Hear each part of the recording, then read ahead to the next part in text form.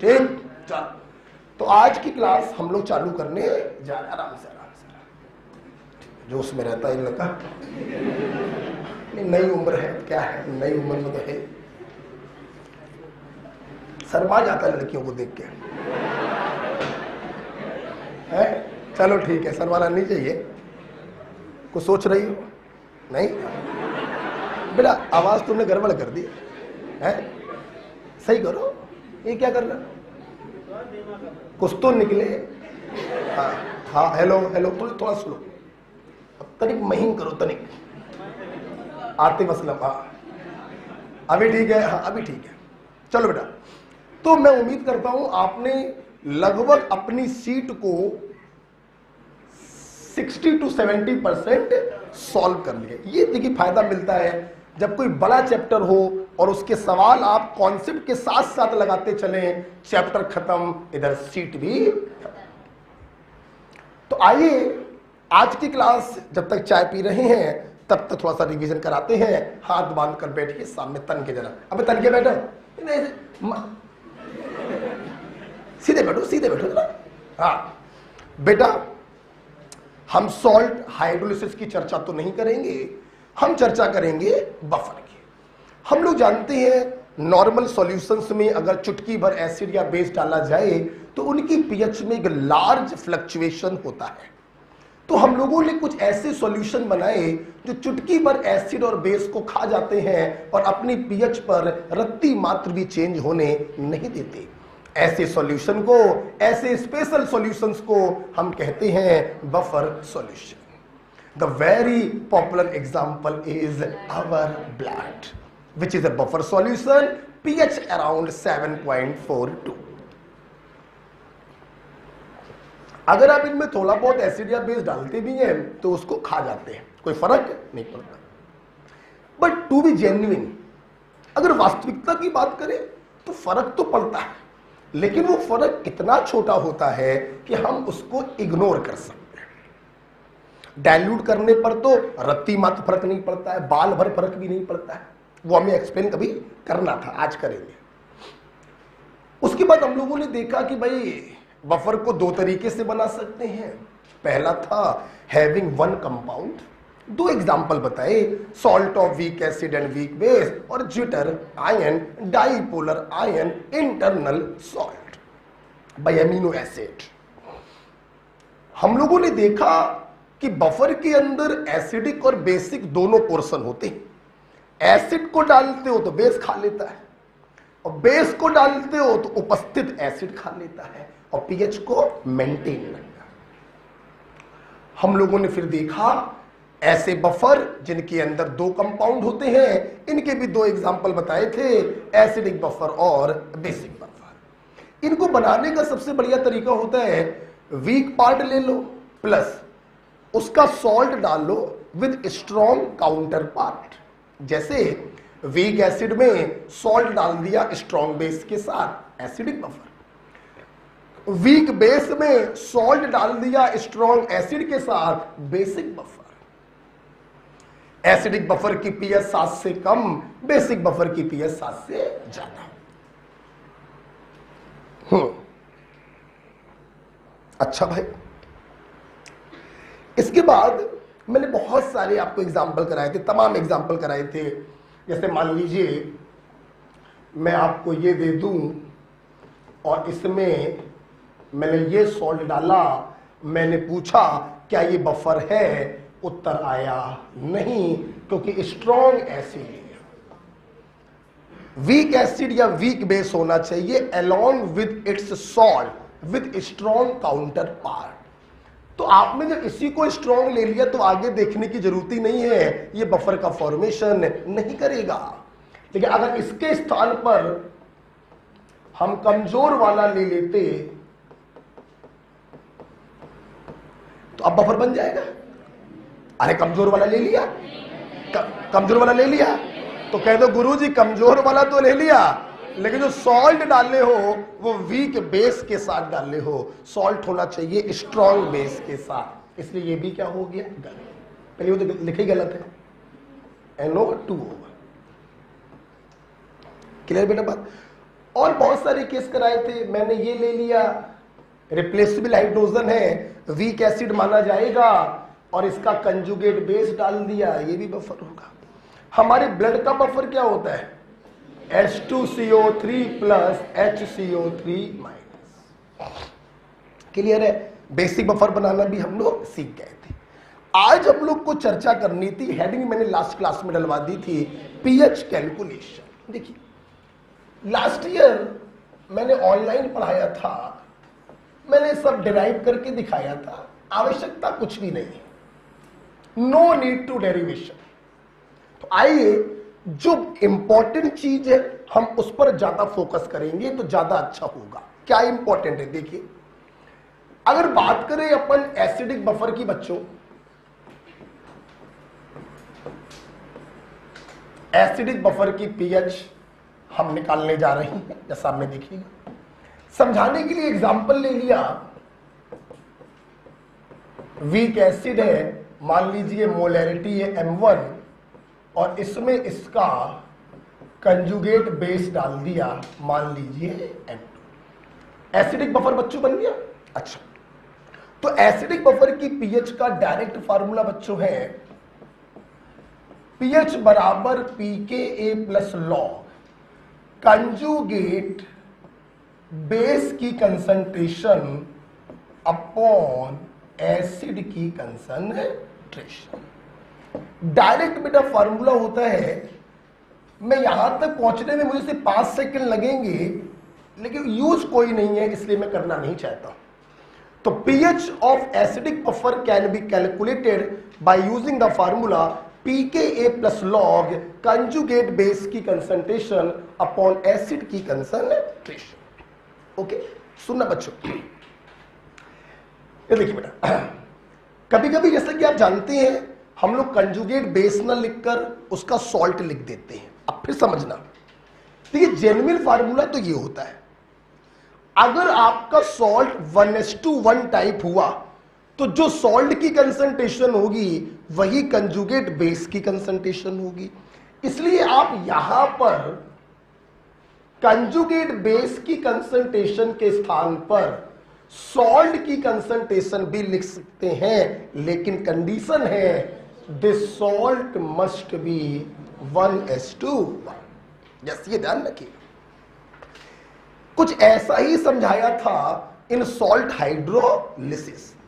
वहां पर जो कंसंट्रेशन C होती थी वो उस आयन की होती थी जिसकी हाइड्रोलिसिस हो रही है, लेकिन अगर सॉल्ट 1:1 टाइप का है तो जो सॉल्ट की होगी वही उस आयन की भी होगी। क्लियर? तो ध्यान रखना बच्चों, अक्सर जगह जगह पे आपको लिखा मिलता है लॉग सॉल्ट अपॉन एसिड। तो अगर सॉल्ट अपॉन एसिड लिखा मिल रहा है तो ये अंडरस्टूड है कि वो सॉल्ट क्या होगा, 1:1। ठीक है? अच्छा सुनना बेटा, इस इक्वेशन को बच्चों कहते हैं Henderson hassle-batch equation.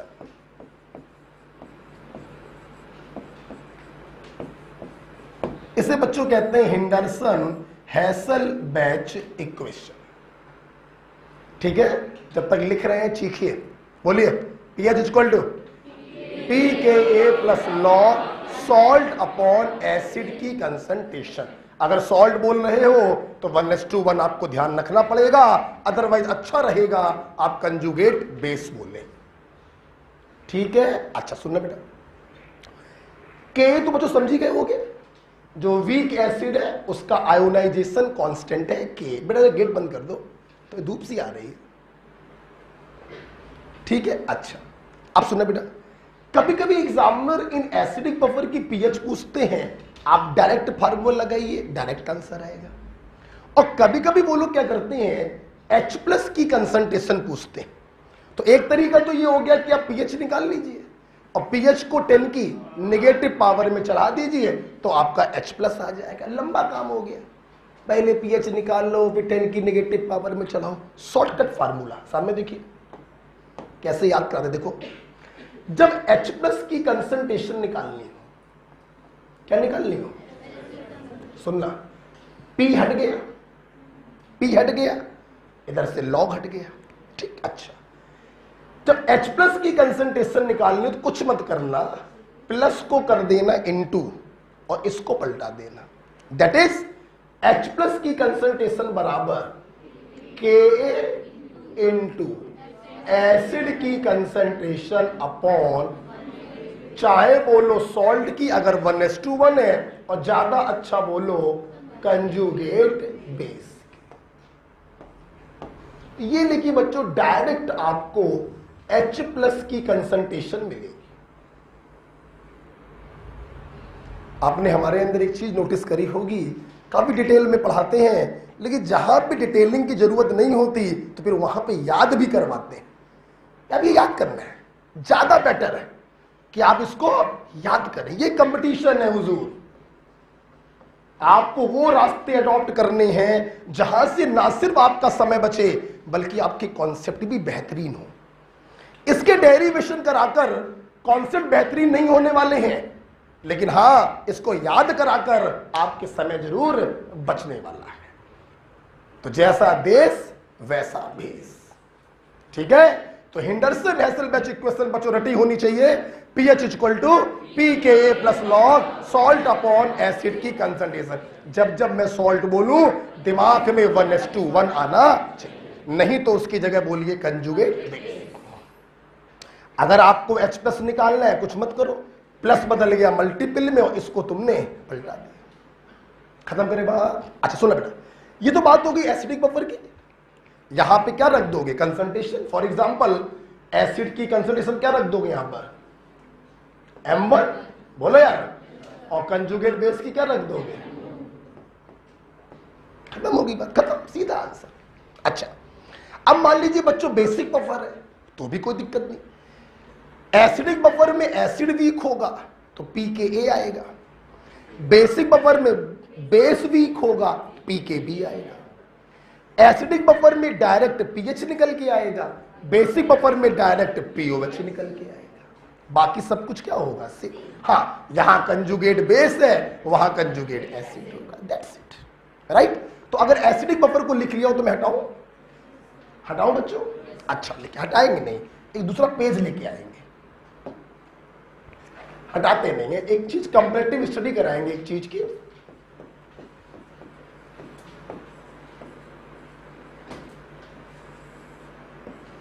Basic buffer समझाने के लिए मैंने कोई बेसिक बफर ले लिया, वीक बेस ले लिया, plus its salt with strong acid. आप देखिए 1:1 सॉल्ट है तो जो कंसंट्रेशन सॉल्ट की होगी वही कंजुगेट एसिड की होगी। देखो बेटा, हमारा काम होता है बच्चों को वास्तविकता बताना। अब वो अलग बात है कि तुम 100 क्वेश्चन लगाओगे तो 100 में 100 क्वेश्चन में सॉल्ट बेटा 1:1 ही होता है।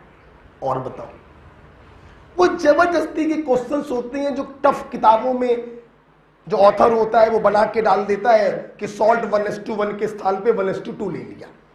अदरवाइज अगर मैं अपने एग्जाम की बात करूं, नीट की बात करूं, मैं एम्स की बात करूं, IIT को हटा दो, तो इन एग्जाम्स में सॉल्ट बेटा 100 में 100 क्वेश्चनों में 1:1 ही होते हैं। चाहे फिर वो सॉल्ट हाइड्रोलिसिस के क्वेश्चंस हो, चाहे फिर वो बफर के क्वेश्चंस। इसीलिए जो हम लोग की 12th स्टैंडर्ड की बुक्स होती हैं वहां पे ज्यादा फोकस नहीं करते हैं कंजुगेट बेस पर, वहां पे सॉल्ट पे ज्यादा फोकस करते हैं। लेकिन मेरा काम आपको बताना था, एग्जाम एक ऐसा ऊंट है कैमल जो किस करवट बैठेगा किसी को पता नहीं होता है। कभी साला पेपर इतना सरल आ गया 2020 और 2016 इतना कठिन आ गया कि तोते उड़ गए नीट के पेपर में। जिस साल आया था Jahn Teller distortion, trans effect, जिस साल आया था एरिथ्रोथ्रियो, 2016 में आया था, ये सब तोते उड़ गए। तो ये कंपटीशन है, ये एक ऐसा कैमल है, ऊंट के बारे में कहावत कही जाती है, ऊंट किस करवट बैठेगा किसी को पता नहीं होता। तो एक कंपटीशन के छात्र को जेन्युइन चीजें मालूम होनी चाहिए, ठीक है। अब सुनना, अब नया क्या है देखिएगा। इसके पहले मैंने एसिडिक बफर कराया था तो वहां पे मैंने एसिड और उसके सॉल्ट का कंसंट्रेशन लिया था। अब मैं यहां पे क्या कर रहा हूं, मैं कंसंट्रेशन के साथ साथ उनके वॉल्यूम भी ले रहा हूं। क्या ले रहा हूं? वॉल्यूम। कि हमने m1 मोलर v1 ml इस बेस को m2 मोलर v2 ml इस सॉल्ट के साथ डाला। ठीक, बताइए पीएच क्या होगी? इसमें तो कोई संदेह नहीं है कि हेंडरसन हेसल बैच इक्वेशन बनेगी। पीएच की जगह आ जाएगा पीओएच, पीकेए की जगह आ जाएगा पीकेबी प्लस लॉग, चाहे लिखो सॉल्ट और चाहे लिखो कंजुगेट एसिड अपॉन बेस की कंसंट्रेशन। कोई दिक्कत नहीं भाई। अच्छा भाई, दिक्कत तो कोई नहीं है। अब सुनना,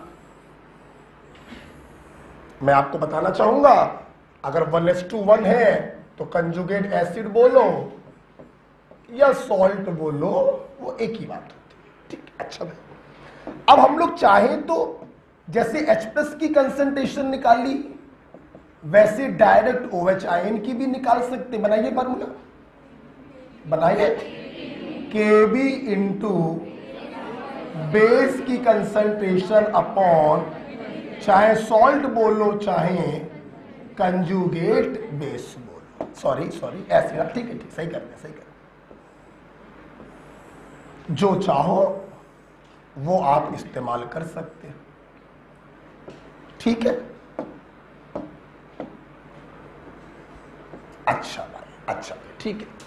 इसे ही बच्चों कहते हैं हेंडरसन हेसल बैच इक्वेशन। अच्छा, आपसे तो पीएच पूछी गई थी, आपने तो पीओएच निकाल लिया। आगे की बात आपको मालूम ही है। इस पीओएच को 14 में से घटा देंगे तो हमारी पीएच आ जाएगी भाई, ये भी सबको मालूम है। सवाल ये है गुरुजी नया क्या है इसमें, वो देखिए बस। नया देखिए क्या है। अच्छा देखो बच्चों, बफर के केस में अगर वीक पार्ट और उसके सॉल्ट का सिर्फ कंसंट्रेशन दिया है तो तुम वो रख दो जैसा कि मैंने इसमें किया था। ये देखिए, सिर्फ कंसंट्रेशन दिया गया था, मैंने डायरेक्ट उठा के क्या रख दिया, कंसंट्रेशन रख दिया। लेकिन अगर बच्चों कंसंट्रेशन के साथ वॉल्यूम भी दिया जाए तो ध्यान रखिएगा, हम वहां पे उनकी कंसंट्रेशन नहीं रखते हैं बल्कि उनके मोल्स रखते हैं। क्या रखते हैं? वॉल्यूम लीटर में है तो मोल बोल देना, वॉल्यूम ml में है तो मिली मोल बोल देना। जैसे अब तुम बेस की जगह पर m1 नहीं रख सकते, अब आप बेस की जगह पर रखोगे m1v1। तुम कंजुगेट एसिड की जगह पर m2 नहीं रख सकते, तुम इसकी जगह पर रखोगे m2v2। बोलो हाँ या ना, हाँ या ना। अच्छा, मैं चाहूं तो इतना बोल के आगे बढ़ सकता हूं, तुम्हारा सारा काम हो जाएगा, लेकिन वही ना कील हमारे अंदर है चीजों को समझाने की कि गुरुजी तुम तो बड़ा ब्रैकेट लगाए हो। अब बड़ा ब्रैकेट का मतलब तो हमेशा कंसंट्रेशन से होता है, दैट इज मोलैरिटी। फिर सर आखिरकार अब मोलैरिटी की जगह पर मोल्स क्यों रख रहे हैं? आप मोलैरिटी की जगह पर मिली मोल्स क्यों रख रहे हैं? ये गुनाह आप क्यों कर रहे हैं? तो बच्चों तुम तन की आंखों से देख रहे हो, इसलिए तुम्हें ये मोल्स दिखाई पड़ रहे हैं, मुझे तो अभी भी ये कंसंट्रेशन ही दिखाई पड़ रही है। आप सोच रहे हो सर ऐसा कैसे हो गया, m/v तो मोल्स होता है। आइए हम आपको दिखाएं, देख लो जरा एक्चुअली क्या हुआ। जब आपने m1 मोलर v1 ml इसको और m2 मोलर v2 ml इसको एक बर्तन में डाला तो बर्तन का कुल वॉल्यूम कितना हो गया, v1 प्लस v2।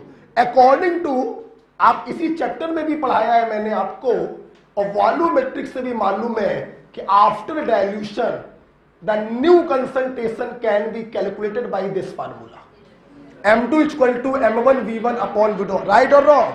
देखिए जब आप इन दोनों को मिलाएंगे तो मिलाने के बाद जो मिक्सचर होगा उस मिक्सचर में देखिए जरा इसकी नई कंसंट्रेशन क्या हो जाएगी। मान लो m1 डैश हो गई, ठीक, तो देखिए ना m1 डैश बराबर m1 v1 upon total volume. Clear? This is the new concentration of base जो आप यहां पे रखेंगे। ठीक, अब मिलाने के बाद देखिए सॉल्ट की नई कंसंट्रेशन क्या हो गई, मान लीजिए M2 डैश बराबर initial concentration into initial volume upon final volume.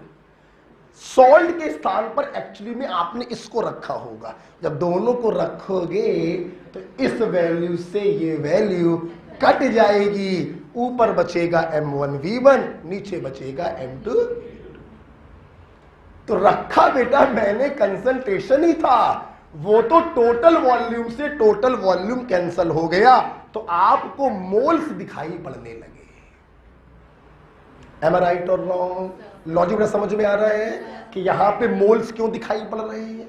चलिए, हमने आपको एक्सप्लेन किया, वो अलग बात है, लेकिन आप ये हमेशा ध्यान रखिए, अगर सिर्फ कंसंट्रेशन दी है तो डायरेक्ट रख दो, लेकिन कंसंट्रेशन के साथ अगर वॉल्यूम भी दिया है तो कंसंट्रेशन नहीं रखोगे, मोल्स रखोगे। क्या रखोगे?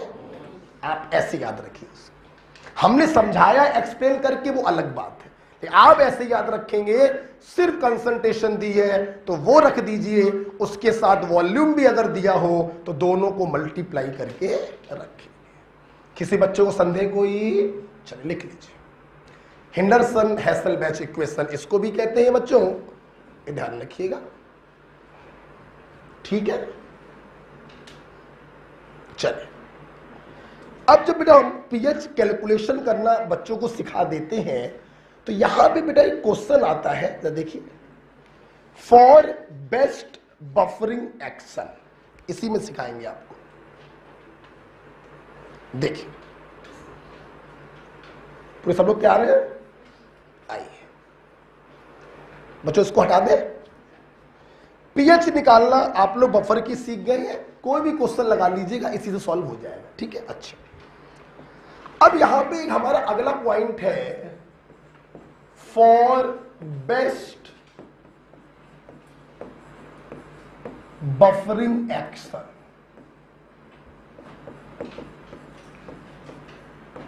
सुनिए बेटा,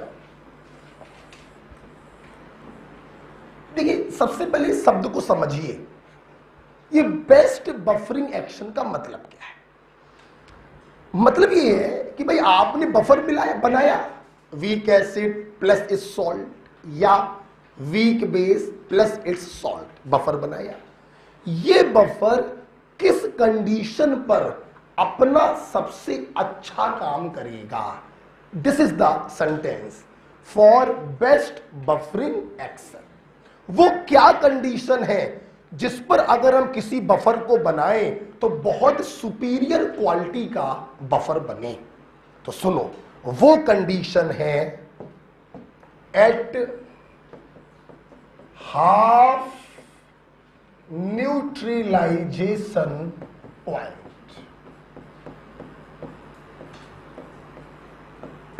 वो कंडीशन है एट हाफ न्यूट्रलाइजेशन पॉइंट। मतलब क्या होता है इस हाफ न्यूट्रलाइजेशन पॉइंट का, तो वो और देख लीजिए, सामने देखिए।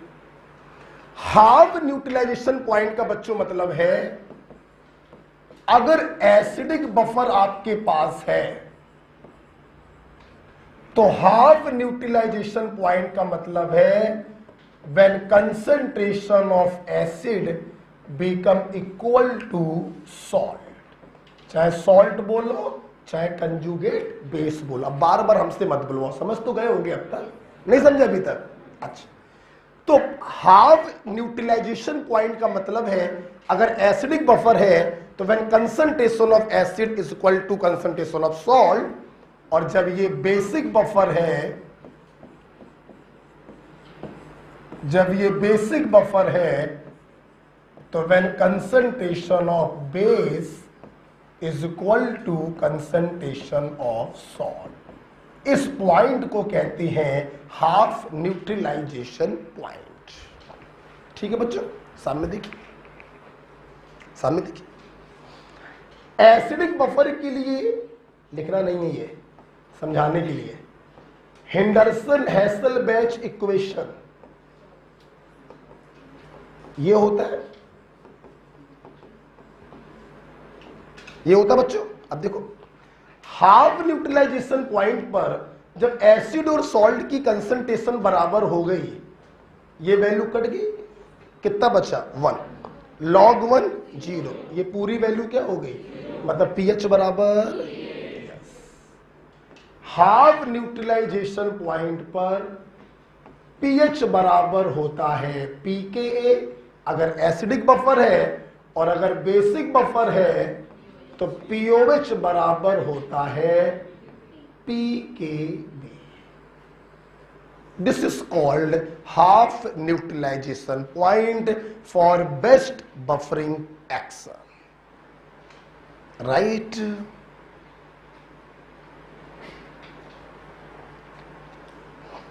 ओके, चल ये समझाने के लिए बताया था, है ना, कि जब सॉल्ट और एसिड बराबर हो जाएंगे तो pH बराबर pKa आएगा, और जब सॉल्ट और बेस बराबर हो जाएंगे तो pOH बराबर pKb आएगा। उम्मीद है आपको समझ में आ गया।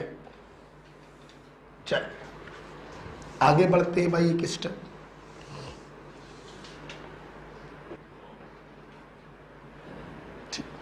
तो इस प्रकार से आप लोगों ने हमसे पढ़ा what is the half neutralization point. Acidic buffer होगा तो एसिड और सॉल्ट का कंसंट्रेशन बराबर होगा, pH बराबर pKa होगा। बेसिक बफर होगा तो बेस और सॉल्ट का कंसंट्रेशन बराबर होगा, pOH बराबर pKb होगा। ठीक, अच्छा अब इस हेडिंग बफर सॉल्यूशन में एक लास्ट पॉइंट बचा हुआ है, दैट इज बफर कैपेसिटी। चलिए उसको देख लेते हैं 10 मिनट में, फिर क्वेश्चंस पर प्रैक्टिस करेंगे हम लोग, ठीक है। चलिए हटाते हैं, एक लास्ट पॉइंट देख लीजिए, बफर कैपेसिटी। इसे बच्चों हम लोग फाई से भी डिनोट करते हैं और del x upon del pH से भी डिनोट करते हैं। बफर कैपेसिटी फाई से भी डिनोट करते हैं और del x by del pH से भी डिनोट करते हैं, ठीक है। देखिए क्या होता है बफर कैपेसिटी, समझ लीजिए फिर लिखवा देंगे। मान लो आपके पास बच्चों कोई बफर है 1 लीटर, ठीक, इसकी pH है मान लो 8.5। pH को देखते ही समझ गए ये बेसिक बफर है। अच्छा, तुम इसमें चुटकी भर एसिड या बेस डालोगे तो इसकी pH पे कोई फर्क पड़ने वाला नहीं, और पड़ेगा भी तो इतना छोटा होगा, उसको इग्नोर कर देंगे। ठीक, अब सुनना, हमने बेटा इसके ऊपर किसी एसिड या किसी बेस का इतना अमाउंट डाला, एन को मोल्स बोलते हैं, इतने मोल्स डाले कि इसकी pH में 1 यूनिट का चेंज हो गया। ऑफ कोर्स एसिड के मोल डाले होंगे तो 1 यूनिट के चेंज का मतलब है 1 यूनिट कम हो गई होगी, और बेस के मोल डालने होंगे तो 1 यूनिट बढ़ गई होगी। सुनना, 1 लीटर बफर की pH 1 यूनिट चेंज करने के लिए किसी एसिड या बेस के जितने मोल डाले जाते हैं वही मोल कहलाते हैं बफर कैपेसिटी। बच्चों चुटकी भर डालोगे तो चुटकी भर भी चेंज नहीं होता है, हमें तो चेंज करना था 1 यूनिट का, तो अच्छा खासा एसिड और बेस डालना पड़ेगा। उसी एसिड और बेस के मोल्स को कहते हैं बफर कैपेसिटी। ओके, तो आप बताइए, चीज सुनाइए, बफर कैपेसिटी को हिंदी में सुनाइए, सुनाइए क्या है। 1 लीटर बफर की pH 1 यूनिट बदलने के लिए किसी एसिड या बेस के जितने मोल डालने पड़ते हैं वही उस बफर की बफर कैपेसिटी कहलाता है। ठीक, लिखवा देंगे अभी, थोड़ा और इसको करते हैं, थोड़ा और सोचते हैं इसके बारे में। ठीक, सोचो, सोच के बताना। एक बफर है, उसकी बफर कैपेसिटी है 20, सोचना, और एक दूसरा बफर है, उसकी बफर कैपेसिटी है 40। सोचो पहले, बफर कैपेसिटी 20 का मतलब है कि इस बफर के 1 लीटर की पीएच 1 यूनिट चेंज करने के लिए किसी एसिड या बेस के 20 मोल डालने होंगे, हाँ या ना। और इस बफर के 1 लीटर की पीएच 1 यूनिट बदलने के लिए किसी एसिड या बेस के 40 मोल डालने होंगे। तो तुम बताओ 1 यूनिट बदलने में ज्यादा मशक्कत किसमें करनी पड़ी? दूसरे वाले। मतलब ये अपनी पीएच को इजीली चेंज होने नहीं दे रहा। जहां इसकी पीएच सिर्फ 20 मोल डालने पर चेंज हो गई 1 यूनिट, इसकी पीएच 1 यूनिट बदलने के लिए जस्ट डबल एसिड डालना पड़ा, जस्ट दुगनी मेहनत करनी पड़ी। तो बच्चों, क्या यहां से एक रिजल्ट ये नहीं निकल रहा कि this buffer quality is much better than this buffer quality? तो क्या यहां से ये रिजल्ट नहीं निकल रहा कि buffer efficiency is directly proportional to buffer capacity? जिस बफर की बफर कैपेसिटी जितनी ज्यादा होती है, उस बफर की एफिशिएंसी भी, उस बफर की क्वालिटी भी उतनी ज्यादा होती है। क्लियर है? क्लियर हो गया? अब इसको लिखवा देते हैं हम लोग, ठीक है? चलिए आइए बच्चों लिखते हैं। What is buffer capacity? लिखेंगे मोल्स ऑफ एसिड और base added in 1 litre buffer to change its pH by 1 unit.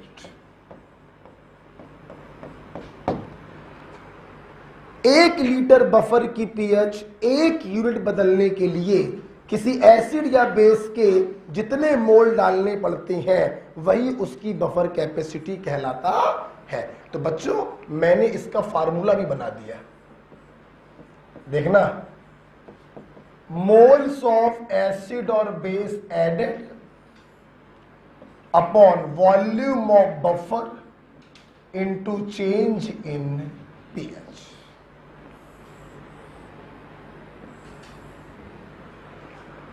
Okay बच्चों, आइए देखो, मैंने अपने छात्रों को डेफिनेशन से फार्मूला और फार्मूले से डेफिनेशन बनाना बहुत सिखाया, जो बच्चे शुरू से पढ़ रहे हैं। बीच वालों का मुझे नहीं मालूम।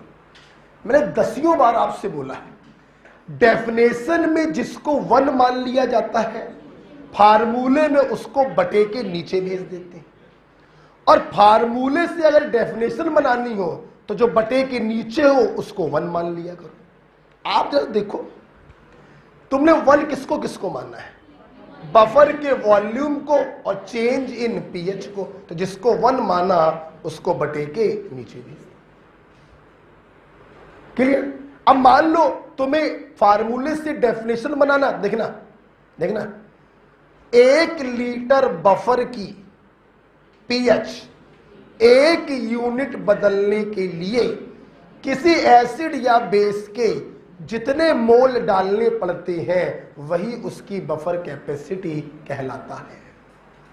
देखा, ये फिजिक्स में भी हमारी ये तरीका बहुत काम आएगा आपके, डेफिनेशन से फार्मूला बनाना और फार्मूले से डेफिनेशन बनाना। क्लियर हो गया? अच्छा, इतना लिखा तुम्हें नॉर्मल किताबों में मिल जाएगा।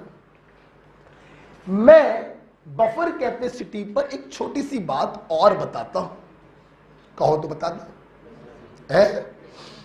बता दे। देखिए, तुमने ये जो बफर कैपेसिटी डिफाइन करी है बच्चों, ये ऊपर से डाले गए एसिड और बेस के अमाउंट पर डिसाइड करी है कि कितना अमाउंट डाला है 1 यूनिट पीएच बदलने के लिए। अच्छा, हम लोग बफर कैपेसिटी बफर को देखकर भी निकाल सकते हैं। किसको देखकर? हम ऊपर से एसिड या बेस को देखकर भी निकाल सकते हैं और सिंपली बफर को देखकर भी निकाल सकते हैं। कैसे? सुनिएगा। उसको समझाने के लिए मैं यहां पर एक एग्जांपल लेना पड़ेगा मुझको। देखिए ना, मान लो बच्चों मैंने एक बफर लिया वीक एसिड और उसका सॉल्ट विद स्ट्रॉन्ग बेस, मान लो समझाने के लिए। इसकी मोलैरिटी M1 है, वॉल्यूम V1 है, इसकी मोलैरिटी M2 है, वॉल्यूम V2 है। ठीक, पीएच निकालना होता तुम लोग बताना, सिर्फ मोलैरिटी रखोगे या वॉल्यूम में मल्टीप्लाई करके? वो क्लियर है सबको? अच्छा, अब बफर कैपेसिटी मैं बफर को देख के कैसे निकालूंगा, जरा वो देखिए। कुछ मत करो, एसिड में इन दोनों को मल्टीप्लाई किया, एसिड के मोल्स या मिली मोल्स आ गए, मान लिया A। मोल्स होगा अगर ये लीटर में होगा, और मिली मोल्स होगा अगर ये ml में होगा। और उसके सॉल्ट की भी मोलैरिटी इनटू वॉल्यूम किया, उसके भी मिली मोल्स या मोल्स आ गए। तो बफर कैपेसिटी निकालने का दूसरा फार्मूला बफर को देखकर, it is 2.303 moles of acid into moles of salt upon moles of acid plus moles of salt. ये दूसरा फार्मूला होता है बफर कैपेसिटी को निकालने का।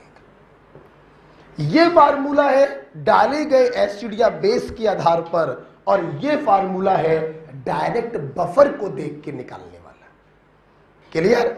Moles of acid into moles of salt upon moles of acid plus moles of salt. ऊपर रखोगे A into B, नीचे रखोगे A प्लस बी। राइट, ये हमारा नया फार्मूला है, जल्दी आपको कहीं मिलेगा नहीं। ठीक है, लिख लीजिए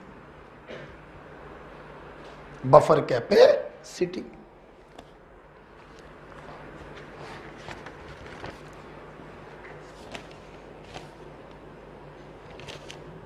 अच्छा भाई,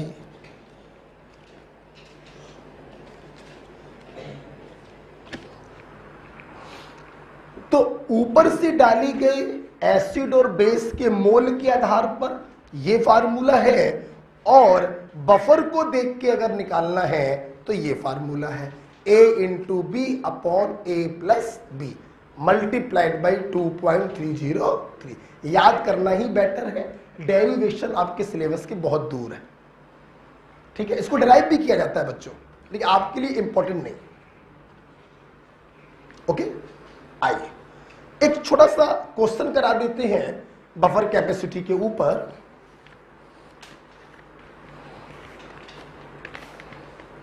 तैयार है बच्चों सब लोग? तैयार है? चलिए, मैं क्वेश्चन लिखूंगा, आप सीधे आंसर दीजिएगा। ठीक है,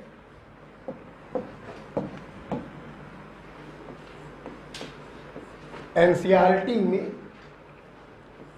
इतने बड़े बड़े 2 पैराग्राफ सिर्फ लिखे हैं बफर के ऊपर, 2 paragraph,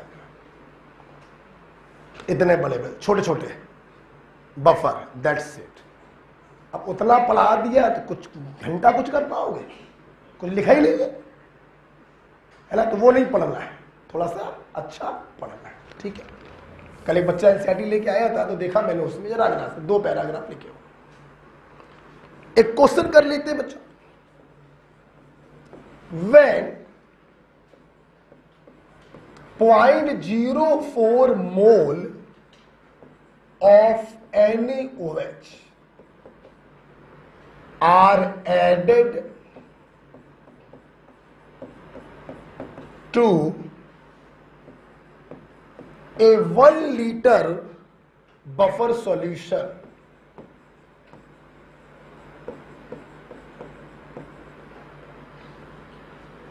its pH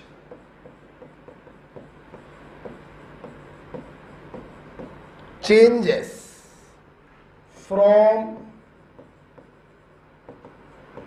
5.75 to 5.80, full stop, full stop. What is its buffer capacity?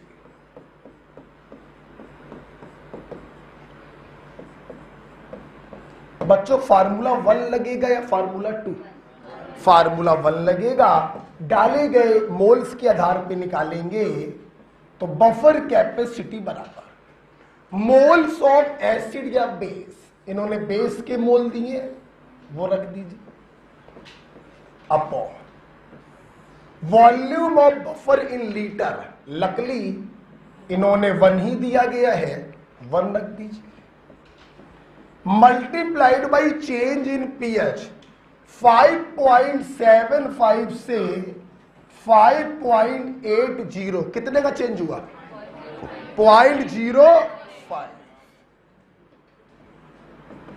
0.05, तो 4/5 आएगा। The answer is 0.8।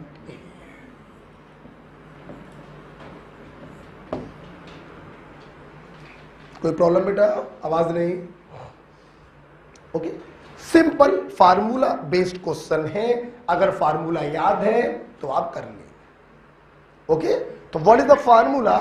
Moles of acid और base added in 1 liter buffer solution to change its pH by 1 unit is called buffer capacity।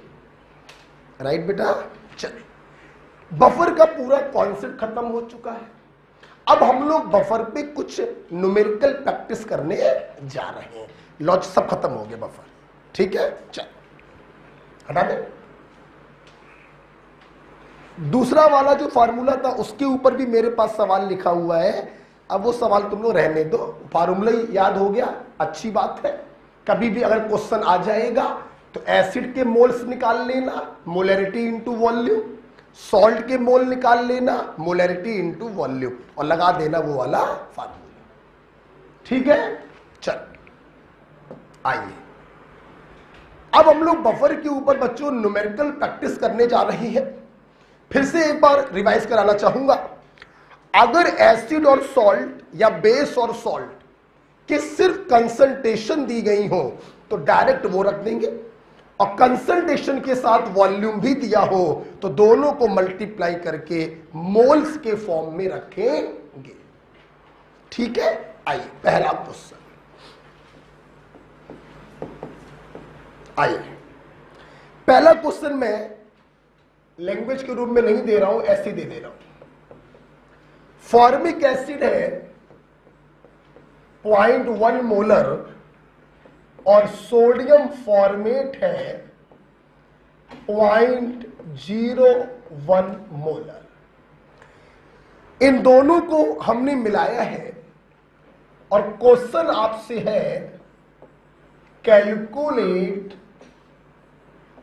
pH of mixture given Ka 1.8 into 10 की power -5। सब मैं करूंगा बेटा, आप लोग सिर्फ देखें। सबसे पहले मेरी क्लास ये बताएगी क्या तुमको बफर दिखाई पड़ रहा है? कैसे समझाओ? वीक एसिड और उसका सॉल्ट दिया है स्ट्रॉन्ग बेस के साथ, हाँ ये बफर है। और क्लियर करो ना बेटा, क्या ये सॉल्ट 1:1 है? जो सॉल्ट की कंसंट्रेशन होगी वही कंजुगेट बेस की होगी। पहले ही आपसे कह चुके, 100 सवाल लगाओगे 100 सवालों में 1:1 ही मिलेगी। अच्छा, तीसरी बात बताना, आपको सिर्फ मोलैरिटी दी है तो डायरेक्ट क्या रखोगे? मोलैरिटी। चलिए हेंडरसन हेसलबैच इक्वेशन बोलिए, pH = pKa plus log salt की कंसंट्रेशन अपॉन बोलो एसिड की कंसंट्रेशन। अच्छा भाई, सवाल उठा pKa। बच्चों क्या आप लोग pKa भी हमसे निकलवाओगे? pKa बराबर माइनस का लॉग Ka। नहीं समझे? घर पर बैठो आराम से, फिर अगली क्लास से मत आना। क्या लिख सकते हो? 5 माइनस लॉग 1.8, इसको 2 मान ले। लॉग 2.3 होता है तो ये 4.3 ठीक है, तो पीके बच्चों हो गया 4.7 प्लस लॉग। सॉल्ट की कंसंट्रेशन है 0.01 और एसिड की कंसंट्रेशन है 0.1। ऊपर बचेगा 10 की पावर -1 जब बाहर आएगा तो आंसर आ जाएगा 3.7। This is your answer. अब मैं देखो नहीं बताऊंगा कि -1 कैसे हो गया, बहुत बता चुके हैं, अब आप पढ़िए आराम से अपना, ठीक है। ओके, log 10 की वैल्यू 1 हो जाएगी, तो log 10 की पावर -1 बाहर आ जाएगा और log 10 की वैल्यू 1 हो गई। -1 और प्लस -1 बचेगा, तो 4.7 से -1 घटाइए 3.7 बचेगा। ठीक है, एक सिंपल क्वेश्चन मैंने आपको कराया। ओके, अब मैं एक बेहतरीन क्वेश्चन कराने जा रहा हूं, जरा उसको देखिएगा बच्चों।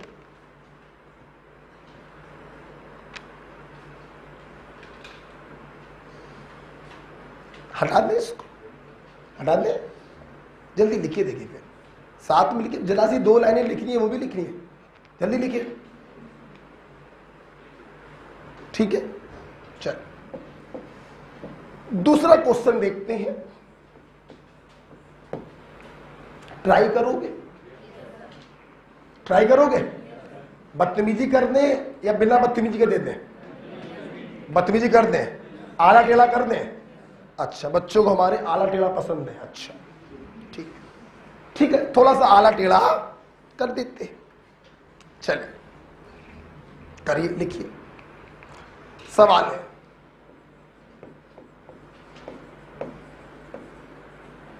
a buffer of pH 9.26 is made, बच्चों बफर एसिडिक होगा या basic? Basic. Is made by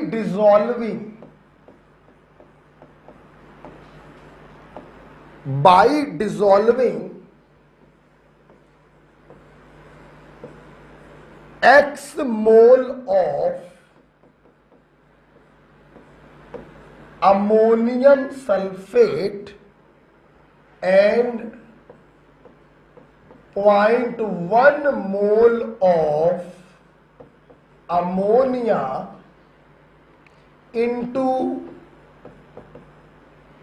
100 ml solution।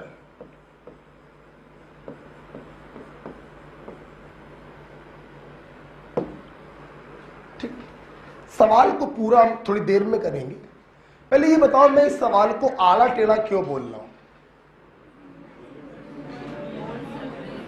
Moles देना इज नॉट आला टेढ़ा, वो सबको मालूम है। जब मोल्स दिए जाते हैं तो डायरेक्ट मोल्स ही रखे जाते हैं। अबे अगर मोल्स दिए गए तो और आसान सवाल हो गया, हमने आला टेढ़ा क्यों बोला है? एक का वॉल्यूम दिया, एक का वॉल्यूम, पगला गया होगा बे, दोनों का वॉल्यूम 100 ml है, आला टेढ़ा क्यों बोला? आला टेढ़ा इसलिए बोला है यहां पे जो सॉल्ट है वो 1:1 नहीं है। ये जो मोल्स आपको एक्स मोल दिए गए हैं वो इस सॉल्ट के दिए गए। तो आप जरा देखिए, क्या कंजुगेट एसिड भी एक्स मोल ही आएगा? नहीं, ये टूट कर 2NH4+ देगा, तो कंजुगेट एसिड हो जाएगा 2x mole.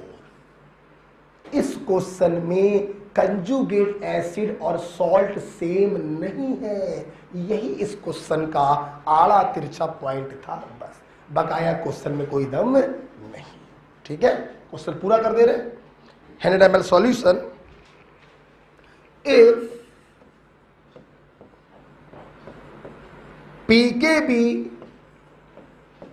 for ammonia is 4.74, calculate value of X। Option भी दे रहे हैं 1.05, 0.05, 0.25 और 1.25। 1 मिनट का समय।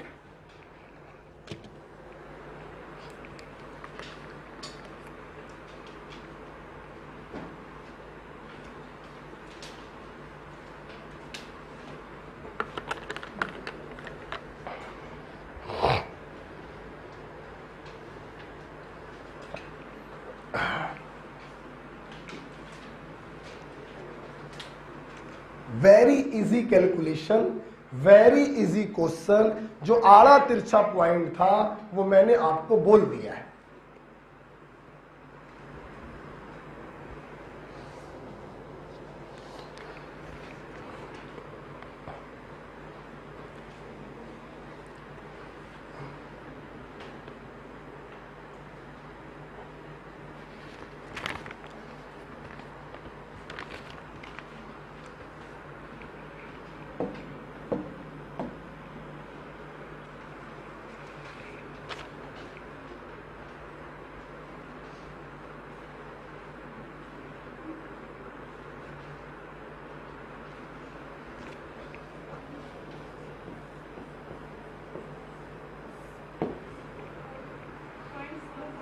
पॉइंट 0.05। दो बच्चे 0.05 बोल रहे हैं। लग रहा है बहुत भयानक पढ़ाई करी जा रही है। 0.05। पानी में जैसी शक्कर डालेंगे वैसा शरबत मीठा होगा।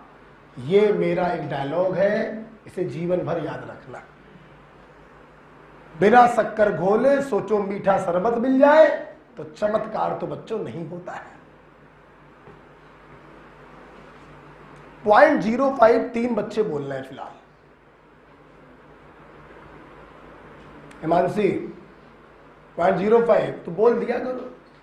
मास्क को ऐसे लगा करो तो बगल में बैठा हो। चलो बोलो 0.05। 0.05। इधर से कोई आवाज नहीं आ रही है? कोई नहीं कर पाया? सदन देखा जाए तो तुम्हें तो आला तिरछा पसंद है तो ले आला तिरछा है। आओ देखे जरा। अब देखो जरा, देखो पहले सवाल को लिख लो, भड़बड़ाओ मत, आराम से सवाल को राइट डाउन कर लो। देखो सवाल में बच्चों बोला कि भाई मेरे पास अमोनिया बेटा है 0.1। जैसे ही देखा कि बफर में दोनों लोगों के मोल दिए गए हैं, सारी दुनियादारी भूल जाइए, सीधे मोल को उठा के रखिए। और हमने इसमें इसका सॉल्ट डाला है स्ट्रॉन्ग एसिड सल्फ्यूरिक एसिड के साथ बनाकर x मोल। जैसे ही तुमने ये देखा तुरंत दिमाग में घंटी बजनी चाहिए, साला कम से कम 100-150 बार बोल दिया। सॉल्ट हाइड्रोलिसिस से लगातार समझाता चला आ रहा हूं। जैसे ही तुमने इसको देखा तुरंत दिमाग में आना चाहिए कि ये आपको टूटकर जो कंजुगेट एसिड देगा वो जस्ट डबल अमाउंट का देगा, हाँ या ना। जब ये इसमें टूटेगा तो इसके 1 मोल से 2 मोल कंजुगेट एसिड मिलेगा, तो x मोल से 2x मोल कंजुगेट एसिड मिलेगा। बच्चों मेरे काम की एक चीज ये है और मेरे काम की दूसरी चीज ये। हमें इससे कोई लेना देना नहीं है। Is it clear? क्योंकि तुम लोग को अच्छे से मालूम है। और कैसे बताऊं, स्ट्रॉन्ग वाले का जो कंपोनेंट होता है उसका कोई रोल नहीं होता, ये सिर्फ पानी में जाकर हाइड्रेट हो जाता है, बस। क्लियर? आपको बच्चों इसका पीएच भी दिया गया, कितना दिया है? कहां लिखा है ये? तो ये जो बफर बच्चों आपने बनाया, ये जो बफर बनाया इसकी पीएच आपको दी है 9.2x और 8 से x की वैल्यू पूछी जा रही है। ऊपर हटा सकते हैं, सारा राइट डाउन कर लिया, अब ऊपर वाले की कोई जरूरत नहीं है अपन लोगों को। देखो जरा ध्यान से, देखो चूंकि ये बेसिक बफर है, एक्सप्रेशन लिखा जाएगा पीओएच वाला, तो pOH is equal to pKb plus log. अच्छा रहेगा अब सॉल्ट ना बोलकर कंजुगेट एसिड बोलो, क्योंकि सॉल्ट बोलोगे तो -1 पे पहुंच जाओगे अपॉन बेस की कंसंट्रेशन। ठीक है बेटा, चलो पीएच दिया है 9.26, 14 में से घटाइए तो पीओएच आ गया। पीकेबी डायरेक्ट दिया है प्लस लॉ। कंजुगेट एसिड के मोल्स रखेंगे 2x और बेस के मोल्स रखेंगे 0.1। बेटा तुम इनका जो 100 ml वॉल्यूम दिया ना बेटा, उसका कोई यूज ही नहीं है। कोई जब मोल्स दे दिए जाते हैं तो सीधे मोल्स उठा के रख देते हैं। ठीक है बच्चा? अच्छा इधर देखो बेटा, ये इधर जाएगा बच्चों, 0 हो जाएगा। बोलो मतलब लिख के कर दे, वरना 2-3 को तो अमीबियासिस हो जाएगी। लिख दे, उधर जाएगा 0 हो जाएगा। log 2x अपॉन 0.1 बराबर बोलो 0। log का बेस क्या होता है 10, तो 2x अपॉन 0.1 बराबर 10 की पावर 0, जिसकी वैल्यू हो जाएगी 1। 2x अपॉन 0.1 बराबर 10 की पावर 0, जिसकी वैल्यू हो जाएगी 1। 0.1 को 1 से मल्टीप्लाई करोगे 0.1 ही आएगा, तो x बराबर 0.1 upon 2 that is 0.05। So the right answer 3-4 बच्चों ने बोला था इट इज 0.05। क्लियर? लल्ला पुच्चा वाले सवाल घर पे जाके सीट में लगाना, हमसे अच्छे सवाल देखिए बस आप। ठीक है, तो सवाल में कोई दम नहीं थी। The key point of the question is कि तुमने x यहां पे सब्स्टिट्यूट किया या 2x यहां पर सब्स्टिट्यूट किया। जिस बच्चे ने यहां पर x को सब्स्टिट्यूट किया होगा उसका आंसर आ जाता 0.1। ठीक है, वहां पे सब्स्टिट्यूट होगा 2x, तो x की वैल्यू आएगी 0.05। क्लियर? हटा दें इसको। चलिए भाई, एक ये सवाल हो गया। इस प्रकार से हमने आपको बफर पर कुछ क्वेश्चंस करा है, बाकी क्वेश्चन घर पर जाकर कर लेंगे। ठीक है, इसको हटा दें,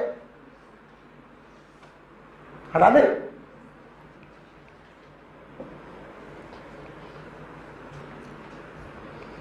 तो बेटा इस प्रकार से हम लोगों ने 2 क्वेश्चन किए बफर सॉल्यूशन के ऊपर। अब हम लोग पढ़ने जा रहे हैं बफर को लेकर एक लास्ट हेडिंग है, that is indicator. Of course acid base indicator. आ जाओ बच्चों,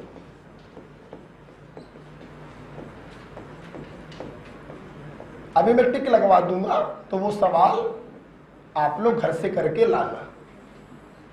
और सुनो, आज एक काम ने, अच्छा आज एक काम ने बफर के सवाल में टिक लगवा देंगे, तो वो सवाल तुम लोग कर लेना। ठीक है, और एक काम और करो घर पे, मजा आ जाएगा। है एक काम करना, क्या? हमारे आयनिक इक्विलिब्रियम के नोट्स खोलना। ठीक, हमने छोटे बड़े मंझले जितने सवाल करवाए हैं, सिर्फ वो सारे सवाल अपने मन से सॉल्व करना, बस। कोई नया काम नहीं दे रहे। आपने कॉपी खोली, कुछ रख के बैठना ताकि सिर्फ क्वेश्चन दिखाई पड़े, उसका सॉल्यूशन ना दिखाई पड़े। ठीक, सवाल पढ़, सिर्फ सवाल, थ्योरी आपको देखनी नहीं है। मत पढ़ना थ्योरी, बहुत पढ़ लिया थ्योरी। सब पहले सवाल चालू करना, सवाल पढ़ा, सॉल्व किया, आंसर निकाला, मैच किया। दूसरा सवाल सॉल्यूशन छुपा लिया, पढ़ा, सॉल्व किया, आंसर निकाला, मैच किया। मेरे ख्याल से मैं चूंकि जानता हूं जब मैं आयनिक पढ़ाता हूं तो बहुत क्वेश्चंस कॉपी पे हो जाते हैं, बहुत हो जाते हैं। तो आज आपके पास काम होगा, बफर के क्वेश्चन मेरे पास है लगभग 17-18 क्वेश्चन है बफर के, 20 क्वेश्चन है। तो 20 क्वेश्चन ये हो गए जो बफर के लगाने हैं आपको। और अगर आपके अंदर दम हो, आप अपने 8 नंबर बिल्कुल पक्के करने के मूड में हैं नीट के एग्जाम में, तो जो मैंने बताया आज करिएगा जाकर। क्यों? कल आखिरी हेडिंग पढ़नी है, सॉल्युबिलिटी प्रॉब्लम। ठीक है, तो आज आप ये काम करोगे? ठीक है, जो कॉपी में सवाल कराए हैं चुपचाप सॉल्यूशन छुपा लिया, किसी चीज से छुपा दिया और फिर सॉल्व कर रहे हैं। हाथ से मत छुपाना, पूछो क्यों? वो हाथ धीरे से नीचे कब खसक जाता है वो पता नहीं चलता है। तो हाथ से मत छुपाना, अपना जो बॉक्स हो उससे छुपा देना। ठीक है, फिर करिएगा, आज करिएगा जरूर, आपको बहुत अच्छा लगेगा। आज ही आपको फील आ जाएगा कि आयनिक खत्म। ठीक है, चलते हैं एसिड बेस इंडिकेटर की तरफ। आइए देखिए बच्चों, अब देखा जाए तो ये एनसीईआरटी में लिखा ही नहीं है, तो ना पढ़ाएं। देखिए नहीं पढ़ाएंगे, सवाल खूब आए हैं इसके। देख सुन, इंडिकेटर मैंने वॉल्यूमेट्रिक में भी आपको पढ़ाया था। इंडिकेटर शब्द से आप लोग फैमिलियर है। हम लोग के स्कूटी में, हम लोगों की कार में, बाइक में भी इंडिकेटर लगे होते हैं जो पीछे वालों को सूचना देते हैं कि मैं अपनी गाड़ी को किस तरफ मोड़ने जा रहा हूं।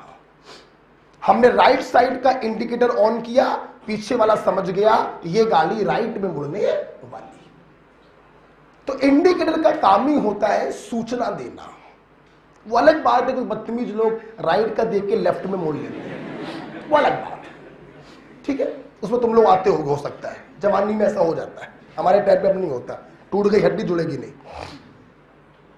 तो एसिड बेस इंडिकेटर ये भी बच्चों हम लोगों को सूचना देते हैं। सर किस चीज की सूचना? ये हमें बताते हैं कि एसिड और बेस जब आपस में रिएक्शन कर रहे हैं तो इन्होंने एक दूसरे को पूरा खत्म किया कि नहीं किया, इसकी सूचना हमें देते हैं एसिड बेस इंडिकेटर। सवाल ये उठ रहा है सूचना कैसे देते हैं? हाँ वो सुनिए, जिस पॉइंट पर एसिड बेस को पूरा खत्म कर देता है that is called equivalence point. कभी कभी रफली इसको एंड पॉइंट भी कहते हैं। दोनों में थोड़ा सा डिफरेंस होता है, लेकिन वो डिफरेंस तुम्हारे लिए कोई मतलब का है नहीं। तुम चाहे इक्विवेलेंस पॉइंट बोलो चाहे तुम एंड पॉइंट बोलो। तो जिस पॉइंट पर एसिड बेस एक दूसरे को पूरा खत्म कर देते हैं उस पॉइंट पर ये इंडिकेटर अपने कलर को चेंज कर देता है। इसके कलर का चेंज होना इस बात का सूचक है कि इन दोनों ने एक दूसरे को पूरा खत्म कर दिया। This is the role of acid base indicator. हमें यह सूचना देते हैं अपने कलर को चेंज करके कि दोनों ने एक दूसरे को पूरा खत्म कर दिया। क्लियर है पॉइंट? अच्छा, इनके बारे में समझ तो ली गई है।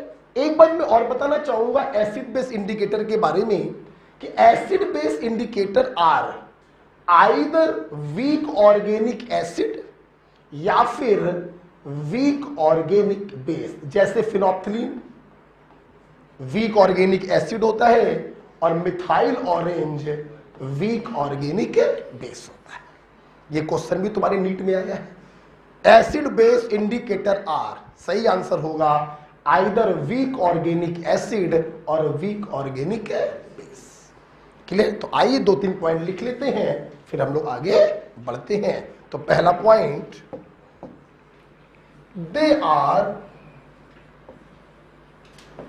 Either weak organic acid, example के तौर पे ब्रैकेट में फिनोप्थिलीन लिख लो, और वीक ऑर्गेनिक बेस, एग्जाम्पल के तौर पर मिथाइल ऑरेंज लिख लो। ठीक है, देखो फिनोल्फ्थालीन चूंकि वीक ऑर्गेनिक एसिड होता है बच्चों, इसीलिए इसमें हम H को दिखा देते हैं, और methyl orange weak organic base होता है, इसलिए इसमें हम लोग OH को दिखा देते हैं। ठीक है, नेक्स्ट पॉइंट, इनका काम क्या है, हम लोग को सूचना देना, वो भी लिखिए। They changes their colour at equivalence point, at equivalence point over a salt range of pH, bracket में लिखिए called working pH। हाँ, मैंने अभी अभी बताया कि इंडिकेटर अपने कलर को चेंज करते हैं इक्विवेलेंस पॉइंट पर, और हमें इस बात की सूचना देते हैं कि दोनों ने एक दूसरे को पूरा खत्म कर दिया। अब यहां पे मैंने एक पॉइंट और लिखा, over A salt range of pH. हाँ, जैसे बच्चों हर आदमी के काम करने का एक परिस्थितियां होती हैं, एक एनवायरनमेंट होता है जिस पर वो आदमी काम करता है। अगर एनवायरमेंटल कंडीशन उसके अकॉर्डिंग नहीं है तो आदमी वो काम छोड़ के चला जाता है। कुछ ऐसा यहां पर भी है, इंडिकेटर हर पीएच पे काम नहीं करते, ये एक पर्टिकुलर रेंज होती है पीएच की जिस पर ये अपने कलर को चेंज करते हैं और हमें सूचना देते हैं। एग्जाम्पल के तौर पर देखिएगा, जैसे अगर बात करें मिथाइल ऑरेंज की, तो इसकी बच्चों लिखना मत, हम लिखवाएंगे। इसकी वर्किंग पीएच होती है 3 to 4.5। जब एसिड और बेस ने एक दूसरे को न्यूट्रलाइज किया और न्यूट्रलाइजेशन के बाद अगर उस सॉल्यूशन की पीएच 3 से 4.5 के बीच में है तो सुटेबल इंडिकेटर होगा मिथाइल ऑरेंज। अगर न्यूट्रलाइजेशन के बाद पीएच मान लो 7 आ गई या पीएच मान लो 8 आ गई तो मिथाइल ऑरेंज सुटेबल इंडिकेटर नहीं होगा। हर इंडिकेटर का काम करने का एक वर्किंग पीएच होता है, एक रेंज ऑफ पीएच होता है जिस पर वो फंक्शन करता है, हमको इंफॉर्मेशन देता है, अपने कलर को चेंज करता है। उसे हम कहते हैं उसकी वर्किंग पीएच, जो हमें याद करनी पड़ती है। क्लियर? देखिए जरा, तो एक बेसिक इंफॉर्मेशन मैंने आपको दिया, इंडिकेटर क्या करते हैं, कलर को चेंज करते हैं, हमें सूचना देते हैं, ये वीक ऑर्गेनिक एसिड या वीक ऑर्गेनिक बेस होते हैं। हर इंडिकेटर के काम करने की एक रेंज होती है जिस पर वो अपने कलर को चेंज करते हैं। इतना क्लियर हो गया? अच्छा सुनना बच्चों, अब चलते हैं नीट की तरफ। हमारे नीट में कैसे क्वेश्चन पूछे जाते हैं इंडिकेटर पर? क्वेश्चन नंबर 1 सुनिए, आपको इंडिकेटर का नाम दिया जाता है और वो आपसे उसकी वर्किंग पीएच पूछते हैं। बताइए इस इंडिकेटर की वर्किंग पीएच क्या है? जैसे मिथाइल ऑरेंज की 3 to 4.5। तो आइए थोड़ा इसको आगे हम लोग बढ़ाते हैं, हटाएं इसको। देखिए इंडिकेटर सबसे में देखिए, इंडिकेटर उसकी वर्किंग पीएच, सुन रहे हो सब लोग? सुनना बच्चों। दूसरा क्वेश्चन आपकी नीट में पूछते हैं कि इंडिकेटर का कलर बताइए। कभी वो आपसे पूछते हैं कलर इन एसिडिक मीडियम और कभी वो आपसे पूछते हैं कलर इन बेसिक मीडियम। ये 2 क्वेश्चन आपसे और पूछे जाते हैं। तो 3 क्वेश्चनों का उत्तर देने में जा रहा हूं। पूरी क्लास तैयार है? देखिए सब इधर देखिए, इंडिकेटर कौन कौन से हैं?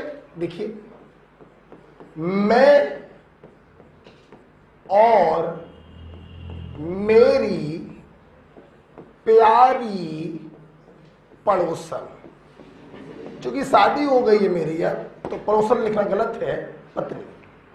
मैं और मेरी प्यारी पत्नी, तुम लोग पड़ोसन लिख लो, कोई दिक्कत नहीं, ठीक है। तो मैं और मेरी प्यारी पत्नी, सुनना, मैं मीन्स मिथाइल ऑरेंज, बच्चों मेरी MR मिथाइल रेड,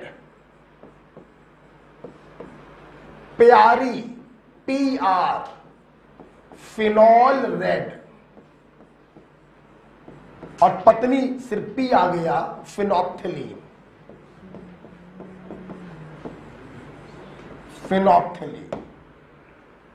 क्लियर बेटा? जादू ही हो गया ये। तो मैं और मेरी प्यारी पड़ोसन methyl orange, methyl red, phenol red और फिनॉप्थिलीन। देखते रहिए। बात करेंगे वर्किंग पीएच की। मिथाइल ऑरेंज 3 to 4.5, देखिए कैसे याद करवा रहे हैं, नीचे ले आओ। 4.5 to 6.5, नीचे ले आओ।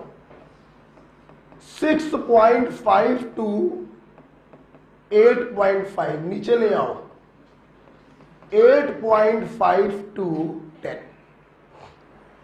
ठीक, किताबों में ऐसे नहीं लिखा मिलेगा। किताबों में देखो क्या लिखा मिलेगा, ये देखो 3.04 to 4.47, 4.62 to 6.705। ना तुम वो कभी याद कर पाओगे और ना वो हम कभी तुम्हें याद करवा पाएंगे। मैंने क्या किया, उन दशमलव की वैल्यूज को नियरेस्ट होल नंबर में बदल दिया और एक सीरीज बन गई 3 to 4.5, 4.5 to 6.5, 6.5 to 8.5 और 8.5 to 10। खत्म। अब बेटा एक बात बताओ, मान लो तुम्हारे मेडिकल में क्वेश्चन आ गया फिनॉप्थिलीन की वर्किंग पीएच क्या होती, मान लो किसी ऑप्शन में लिखा है 8.3 to 9.8, तो तुम्हें कोई दिक्कत है क्या? टिक कर दिया, आगे। अब एग्जामिनर ये भी नहीं चाहेगा कि बिल्कुल क्लोज आंसर दे दे, 8.3 से 9.8, 8.4 से 9.9, ऐसे ऑप्शन भी वो नहीं बनाएगा। इसलिए पढ़ाने और पढ़ने दोनों का एक तरीका होता है, ठीक है। आप कभी आपको कोई दिक्कत नहीं होगी। याद हो गया सबको? तो चीख दो एक बार, चीखो। 3 to 4.5 to 6.5 to 8.5 to India के नाम बोलिए। मैं और मेरी प्यारी लड़कियां, पति लिख ले, लड़के पत्नी लिख ले, एक ही बात। और पड़ोसन दोनों के लिए कॉमन है। पड़ोसन इज ए कॉमन वर्ड। पड़ोसन, पड़ोसन नहीं, कॉमन वर्ड नहीं है। पड़ोसन भी फीमेल ही होगी ना, और मेल में क्या बोलोगे? पड़ोसी, पड़ोसी, पड़ोसी, ओके। तो पड़ोसी लिख लो, क्या दिक्कत है? सबसे क्या बनेगा? पी, पिया पिया और पिया पिया, पी। आगे बढ़ेगा। सुन बेटा, अब आपसे बच्चों पूछा जाएगा कि इनके कलर बताइए। एसिडिक मीडियम में इसका कलर क्या होगा और बेसिक मीडियम में क्या? देखिए R स्क्वायर वाई और Y square R। Red, red पीला, ठीक, पीला पीला रेड, ठीक है। R स्क्वायर वाई और Y स्क्वायर R, ठीक है। लास्ट वाला रह गया। एक्चुअली लास्ट वाले में ट्रिक बन नहीं पाई थी। फिनॉप्थिलीन का एसिडिक मीडियम में होता है कलरलेस और फिनोल्फथालीन बेसिक मीडियम में होता है पिंक। आप चाहो तो ऐसे बोल सकते हो बच्चों, आर स्क्वायर वाई सी और वाई स्क्वायर आर, वो पिंक ऑटोमेटिक याद हो जाएगा। ठीक है, इसको आप डब्बे में बंद कर लें। तुम्हारे 3 क्वेश्चन खत्म कर दिए नीट के हमने। ठीक, 3 क्वेश्चन बच्चों आपके खत्म हो गए। ये लीजिए, याद हो गया। 3, 2, 4.5, 4.52, 6.5, 6.52, 8.5, 8.52, 10, R square Y, Y square R. रट गया सबको? अच्छा, तुम लोग क्या सोच रहे हो मैं इतना पढ़ा के छोड़ दूंगा? नहीं मेरे भाई, मैं ये सब एक्सप्लेन करूंगा। ये एसिडिक मीडियम में कलरलेस क्यों है, ये बेसिक मीडियम में पिंक कैसे हो गया, घर की खेती ये कहा है, दिखाएंगे अभी। ठीक है, आगे बढ़िए। अब देखिए आपके मेडिकल में आने वाला चौथा क्वेश्चन, 3 हो गए, अब चौथा सवाल सुनना। चौथा सवाल एग्जामिनर ऐसे पूछता है, वो आपको एक एसिड दे देगा, एक बेस दे देगा, कहेगा बताओ अगर ये दोनों आपस में रिएक्शन करते हैं तो इस टाइट्रेशन में सबसे अच्छा इंडिकेटर कौन होगा। एक ये क्वेश्चन आता है, which is the best indicator. तो आओ चौथे सवाल को करते हैं। सरकार दे, सरकार दो, एक खाना आया। ठीक है, अब हम भी तुम्ही लोग की उम्र के हैं, ऐसा थोड़ी ना, बुढ़े थोड़ी ना। चलिए सरकार दे रहे हैं। गोविंदा उसमें हीरो था, करिश्मा कपूर जो हीरोइन थी। ठीक है, अब देखो जरा क्या है, सामने देखो क्या है? इनको शक्ति कपूर याद होगा, मेन काम तो वही करता है अंत में आके। हीरो तो सिर्फ चक्कर लगाता है, ले कौन जाता है, विलेन। क्या, आओ सवाल, चौथा सवाल देखिए बेटा, सामने देखिए। सवाल आया बच्चों, आपको एक एसिड ये दिया गया और इसका टाइट्रेशन कराया गया NaOH से, मान लो बच्चों। ठीक, वीक एसिड है, टाइट्रेशन है स्ट्रॉन्ग बेस। अब देखो सब लोग, जब ये दोनों एक दूसरे को न्यूट्रलाइज कर देंगे तो बर्तन में सॉल्ट बचेगा, और तुम समझ गए हो उस सॉल्ट का नेचर बेसिक होगा क्योंकि वो स्ट्रॉन्ग बेस से बना है। मतलब जब ये दोनों एक दूसरे को न्यूट्रलाइज कर रहे होंगे तो सॉल्यूशन का जो पीएच होगा वो इक्विवेलेंस पॉइंट पर बेसिक मीडियम में होगा। कहां होगा? अब तो हाँ बोल दो। अबे न्यूट्रलाइज करने के बाद सॉल्ट बनेगा, उस सॉल्ट की हाइड्रोलिसिस होगी और उसका पीएच 7 से ज्यादा होगा क्योंकि वो सॉल्ट होगा स्ट्रॉन्ग बेस। कहा या ना? तो चूंकि बेटा वीक एसिड का स्ट्रॉन्ग बेस के साथ आप टाइट्रेशन कर रहे हैं तो इक्विवेलेंस पॉइंट पर जो पीएच होगी वो बेसिक मीडियम में होगी। तो वो इंडिकेटर बेस्ट होगा जिसकी वर्किंग पीएच बेसिक मीडियम में हो, दैट इज फिनोल्फथालीन। इसकी वर्किंग पीएच कहां पर है? बेसिक मीडियम में है। So best indicator is phenolphthalein because pH of solution at as nature लिख लो, because nature of solution at equivalence point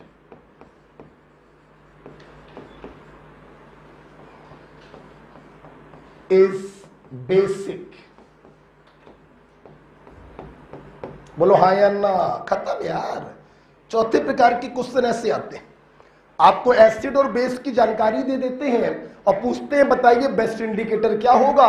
strong वाले को देख लिया करो, स्ट्रॉन्ग वाला बेस है तो वो इंडिकेटर यूज करना जो बेसिक मीडियम में काम करता हो। ठीक, मान लो ये दे दे, इसका टाइट्रेशन इससे कराए, वीक बेस स्ट्रॉन्ग। तो जो सॉल्ट बनेगा आफ्टर न्यूट्रलाइजेशन उसका नेचर एसिडिक होगा, बोला करो यार। अब नेचर अगर एसिडिक होगा तो वो इंडिकेटर बेस्ट होगा जो एसिडिक मीडियम में काम करे। The best indicator is methyl orange. बेटा बोलो कौन, बेटा बोलो कौन। जब इस प्रकार से क्वेश्चन आते हैं ना बच्चों, तो हम एक्सट्रीम कंडीशन वाला आंसर लगाते हैं। कौन सा? एक्सट्रीम। बेसिक आपको लगे तो लास्ट वाला लगा देना फिनोप्थिलीन, और एसिडिक आपको लगे तो इनिशियल वाला लगा देना मिथाइल ऑरेंज। ठीक है, तो आप जरा देखिए इस वाले क्वेश्चन में the best indicator is, best indicator is methyl orange. आगे मैं नहीं लिखूंगा, आप लिख लेना आप लोग, ठीक है। Because nature of solution at equivalence point is acidic. लिख दे, because nature of solution at equivalence point is acidic. ठीक है बेटा, एक और देख लो। मेटल कार्बोनेट ले लिया और उसको ट्रीट किया HCl से। बच्चों देखो,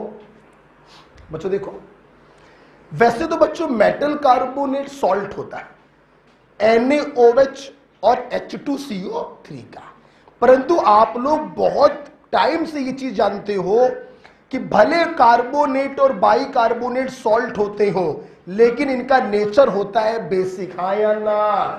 आज तो प्रूफ हो चुका है, बेस वाला पोर्शन स्ट्रॉन्ग है, एसिड वाला पोर्शन वीक है। चूंकि इसका नेचर बच्चों होता है बेसिक, इसलिए कार्बोनेट और बाइकार्बोनेट फर्दर एसिड से रिएक्शन करते हैं। अब सुनना, ये सॉल्ट जरूर है लेकिन ये वर्क करता है एज वीक बेस। और बगल में क्या पड़ा है? उम्मीद करते हैं बताने की जरूरत नहीं है। बेस्ट इंडिकेटर वो होगा जो एसिडिक मीडियम में काम करे, that is methyl orange.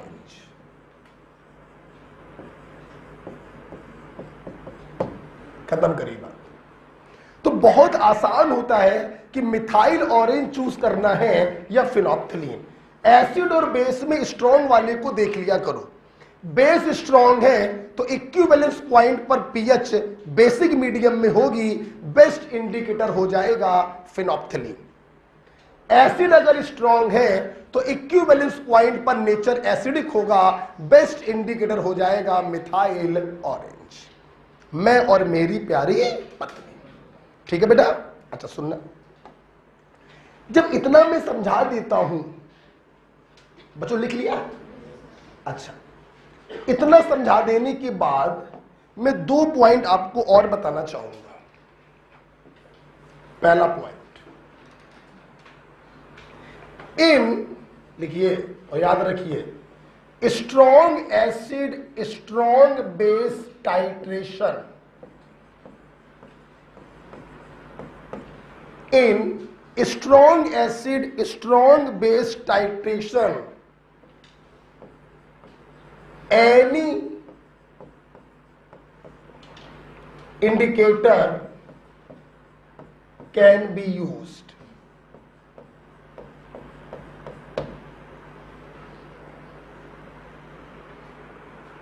In strong acid strong base titration any indicator can be used. उन चारों में से किसी को भी इस्तेमाल कर सकते हो, जैसे HCl और NaOH का टाइट्रेशन हो, चारों में से किसी को भी ले लो।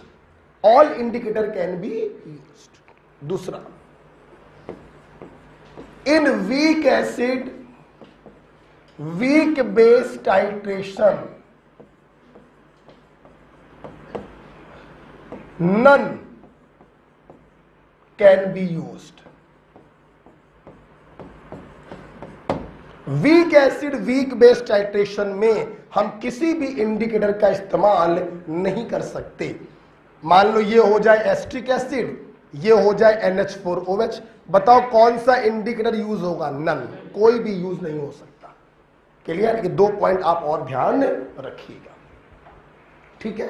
अब सुनो बेटा, ये सारे पॉइंट भी एक्सप्लेन किए जा सकते हैं with the help of titration curve. Last year जब मैंने ऑनलाइन में आयनिक पढ़ाया था तो बहुत डिटेल में पढ़ाया था, तो मैंने टाइट्रेशन कर्व भी पढ़ा डाले थे, यूज नहीं है, इसलिए मैंने टाइट्रेशन कर्व के रिजल्ट आपको लिखवाएंगे सीधे। Strong acid strong base titration में कोई भी यूज कर सकते हो, वीक एसिड वीक बेस के टाइट्रेशन में कोई भी यूज नहीं होगा। एक स्ट्रॉन्ग और एक वीक हो तो स्ट्रॉन्ग वाले को पकड़ लो, अगर वो एसिडिक है तो एसिडिक मीडियम का इंडिकेटर यूज करना मिथाइल ऑरेंज, अगर वो बेसिक है तो बेसिक मीडियम का इंडिकेटर यूज करना फिनोप्थलीन। काम करो, खत्म। हम चाहें तो बोल सकते हैं इंडिकेटर क्या हो गया, खत्म, लेकिन नहीं। अब मैं आपको इस इंडिकेटर को लेकर हटा दे, ठीक। 4 प्रकार के क्वेश्चन आपने हमसे कर लिए। कितने प्रकार के? 4। सामने देखिए, सवाल नंबर 1, वर्किंग पीएच क्या होती है? क्लियर है? चीख दिया को तुरंत।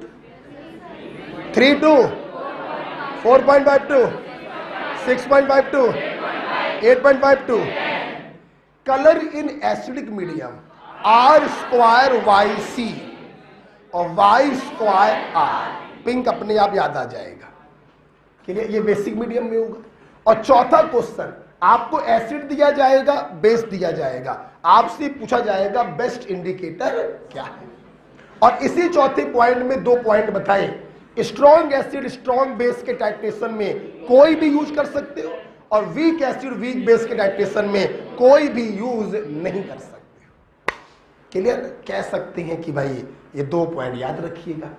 अब समझा नहीं सकते, समझाने में तो हमें टाइट्रेशन कर्व आपको दिखाना पड़ेगा, ऐसे बनते हैं टाइट्रेशन कर्व इस प्रकार के, तो वो पढ़ाने की कोई जरूरत है आपको नहीं है। लास्ट ईयर तो ये भी पढ़ा डाला था, क्या छोड़िए। अब बच्चों क्या है, सुना मेरी बात,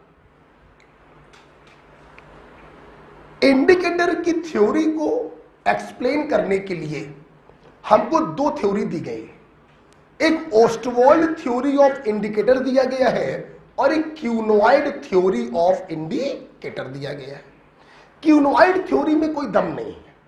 हाँ, 2-3 सवाल ओस्टवाल्ड थ्योरी से नीट में पूछे गए हैं। ऑफ कोर्स पहले पूछे गए थे, आज के 7-8 साल पहले पूछे गए थे।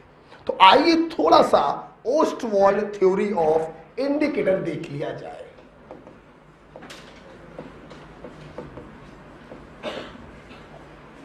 ओस्टवाल्ड थ्योरी ऑफ इंडिकेटर, थोड़ा सा इसके बारे में बताना चाहेंगे।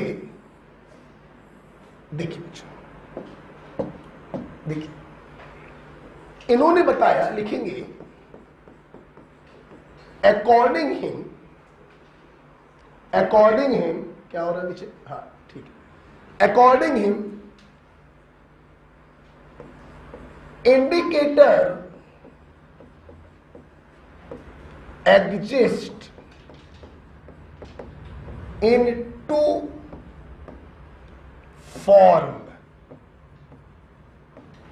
each with different color.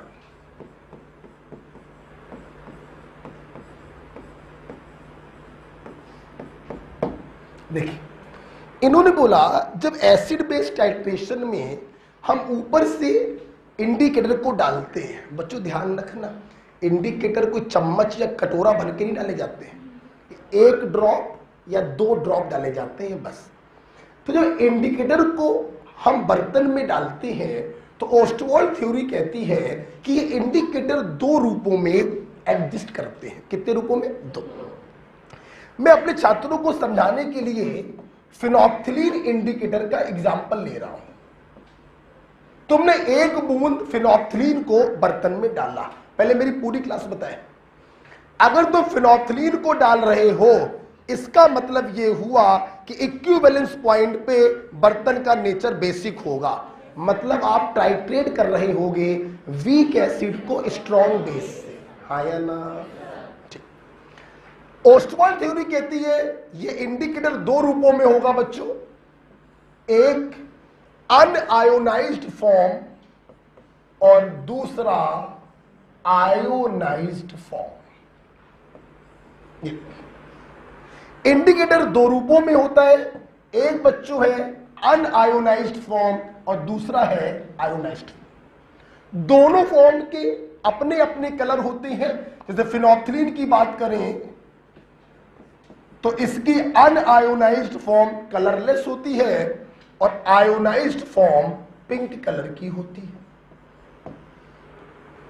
ठीक, सुंदर बेटा, सीबीएसई जिसे आज आप नीट कहते हैं, बहुत पुराना सवाल है सीबीएसई का। सवाल सुन लो। The pink colour of phenolphthalein is due to option A unionised form, गलत हो गया। Option B ionised cationic form, answer गलत हो गया। Option C ionised anionic form, answer सही हो गया। पहला क्वेश्चन था जो सीबीएसई में पूछा गया। खत्म करें। पॉइंट नंबर 2, मैंने आपको याद करिए अभी भी थोड़ी देर पहले लिखवाया कि एसिडिक मीडियम में फिनोल्फ्थालीन का कलर होता है कलरलेस, अभी लिखवाया था, और बेसिक मीडियम में पिंक। एक्सप्लेनेशन देखिए, एक्सप्लेनेशन। अगर बर्तन एसिडिक होगा, सॉल्यूशन एसिडिक होगा, तो उसमें झेल के H+ पड़े होंगे, बोलो, और तुमने फिनोल्फ्थालीन डाला। अब सोचो, जब बर्तन में पहले से बहुत सारे H+ हैं तो ये इक्विलिब्रियम बैकवर्ड में शिफ्ट होगा अकॉर्डिंग टू ली-चैटेलियर प्रिंसिपल। प्रोडक्ट की कंसंट्रेशन बढ़ाओगे तो इक्विलिब्रियम बैकवर्ड में शिफ्ट होगा, तो बैकवर्ड में अगर शिफ्ट होगा तो कलर कौन सा दिखाई पड़ेगा? कलरलेस। प्रूफ हो गया। और अगर नेचर हुआ बेसिक तो बर्तन में झेल के होंगे OH आयन, वो OH आयन इस H+ को खाना चालू कर देंगे वाटर के रूप में। जब H+ को खाना चालू कर देंगे तो इक्विलिब्रियम फॉरवर्ड में शिफ्ट होगा और कलर दिखाई पड़ेगा पिंक। एक्सप्लेन हुआ कि नहीं हुआ? ऐसे ही आप मेथाइल ऑरेंज को भी कर सकते हैं, ऐसे ही आप सभी को एक्सप्लेन कर सकते हैं। ठीक है, वो भी मिल गया आपको एक्सप्लेनेशन। और देखिए, अब देखिए बेटा, सीबीएसई में 2012 या 13 का क्वेश्चन भी देख लीजिएगा नीट का। देखिए बच्चों, वैसे तो यहां पर कोई बफर नहीं बना है, लेकिन लिसन टू भी लिखना मत। अगर मैं इसके लिए इक्विलिब्रियम कांस्टेंट की इक्वेशन लिखूं तो बच्चों आप यही तो लिखोगे, प्रोडक्ट की कंसंट्रेशन अपॉन रिएक्टेंट की कंसंट्रेशन। हाँ या ना? लिखना नहीं है आपको। देखिए यहां से बच्चों आपने H+ की कंसंट्रेशन निकाली तो K इंटू HPH की कंसंट्रेशन अपॉन पीएच माइनस की कंसंट्रेशन। हाँ या ना? हम क्यों लिख रहे हैं बार बार? K लिखे ना, क्योंकि phenolphthalein is a weak organic acid. अब इस H+ में अगर हम पीएच में फार्मूला लगाएं माइनस का log H+,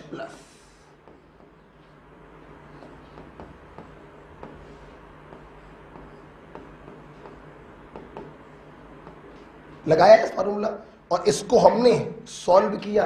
जब सॉल्व करोगे तो pH बराबर pKa plus log pH minus की कंसंट्रेशन अपॉन HPH की कंसंट्रेशन, ये फार्मूला आएगा।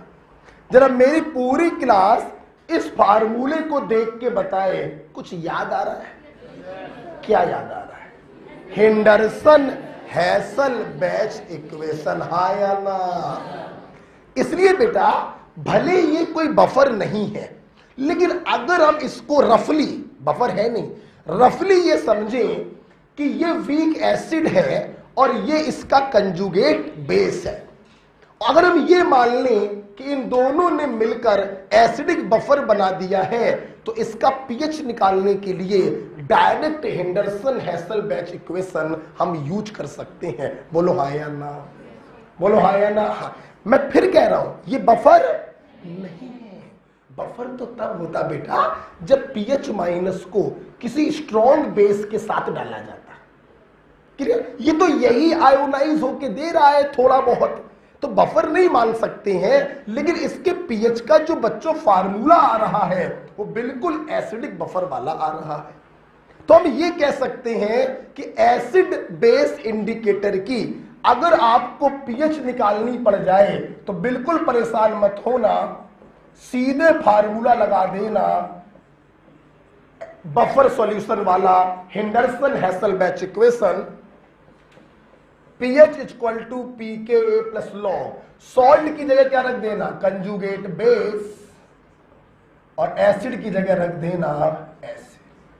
आप इस फार्मूले का इस्तेमाल करके किसी भी एसिड बेस इंडिकेटर की पीएच निकाल सकते हैं। यही क्वेश्चन आपके नीट में आया था।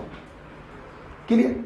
बेटा हमने आपको कोई डेराइव करके नहीं दिखाया है, बस मैं आपसे इतना कहना चाहता था कि कभी भी एसिड बेस इंडिकेटर का आपसे पीएच पूछा जाए तो आप हेंडरसन हेसलबैच इक्वेशन को लगा सकते हो। ठीक है, बफर वाली इक्वेशन का इस्तेमाल कर सकते हो। बस मैं ये दिखाना चाह रहा था आपको इससे।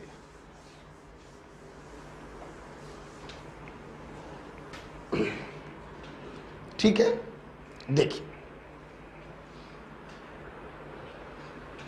ओके, जानते हो तुम्हारे नीट में जब ये इक्वेशन पूछी गई थी तो कैसे पूछी गई थी? देखिए, मैंने जो इंडिकेटर को समझाने के लिए एग्जांपल लिया है वो फिनोप्थलीन का लेके समझा दिया।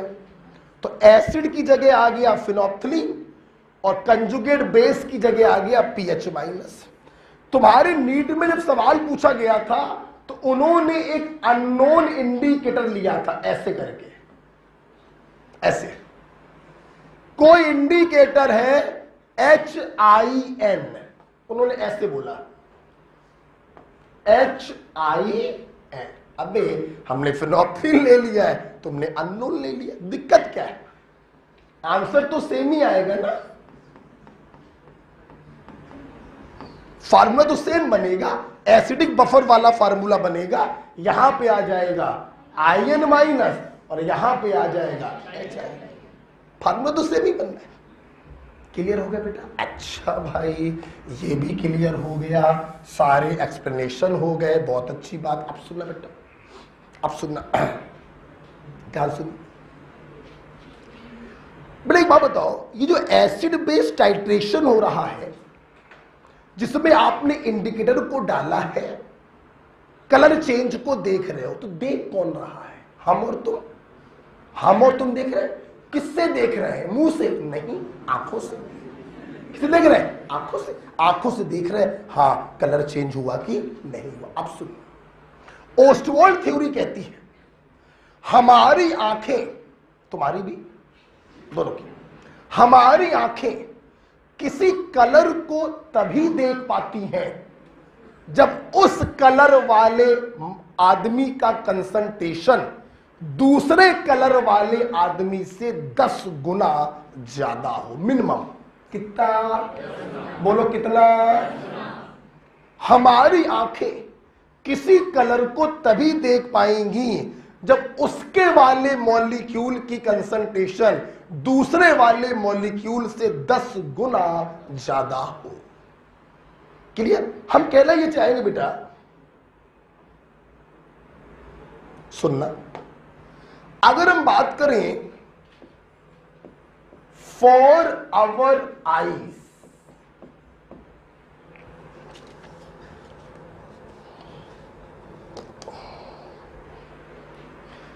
हेलो हेलो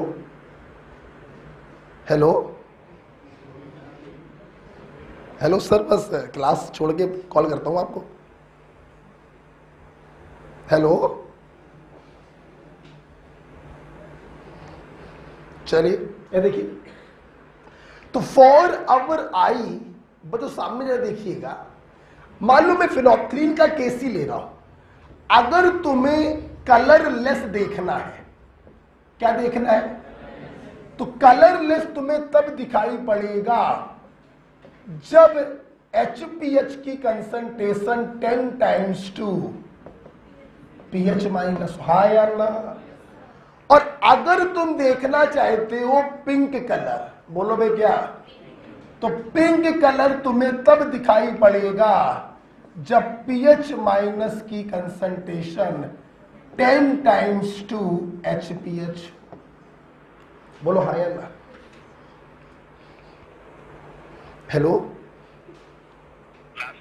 हाँ सर क्लास में सर, फ्री होकर बस 10 मिनट फ्री होता हूँ सर। जी सर।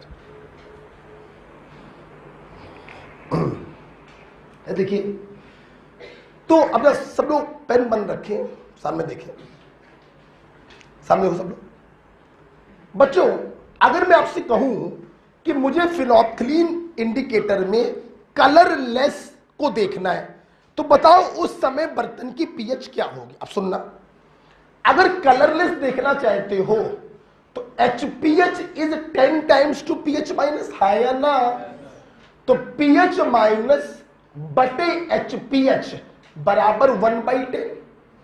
अगर तुम यहां 1/10 रखोगे तो सॉल्व करने पे -1 आएगा, मतलब pH is equal to pKa -1, हाँ या ना। तो आप बताना, अगर तुम पिंक कलर को देखना चाहते हो तो pH minus upon HPH equal to 10, यहां पे 10 रखो, log 10 की वैल्यू 1, तो pH is equal to pKa +1।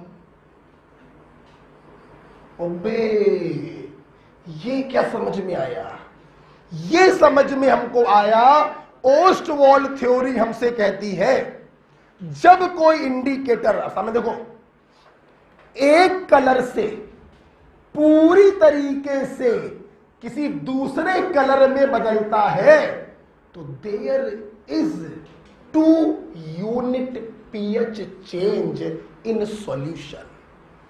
pH changes from pKa -1 to pKa +1, तो कितनी यूनिट का चेंज आया।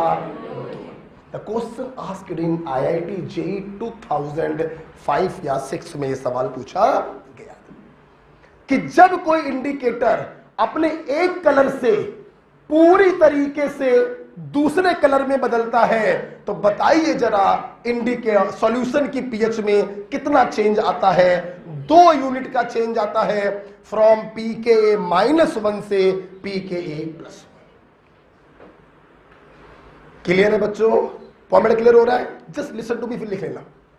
फॉर एग्जाम्पल IIT का सवाल ये था, उन्होंने बोला एक अननोन इंडिकेटर है, एसिड इंडिकेटर, उसका Ka है 10 की पावर -5, ऐसे बोला उन्होंने। तो बता ना, जब ये अपने एक कलर से पूरी तरीके से दूसरे कलर में बदलेगा तो सॉल्यूशन की पीएच में कहां से कहां तक चेंज होगा। अगर Ka है इतना तो Pk, तो कलर चेंज होगा pKa -1 से pKa +1, 4 to 6, 2 यूनिट का चेंज होगा। क्या ये सबको समझ में आया। तो जरा इसको लिख लीजिए, फिर ये पॉइंट हम लिखवा दें, फिर जय हिंद जय भारत जय किसान कर देते हैं, टिक लगवा देंगे, लगा के लाइएगा, ठीक है।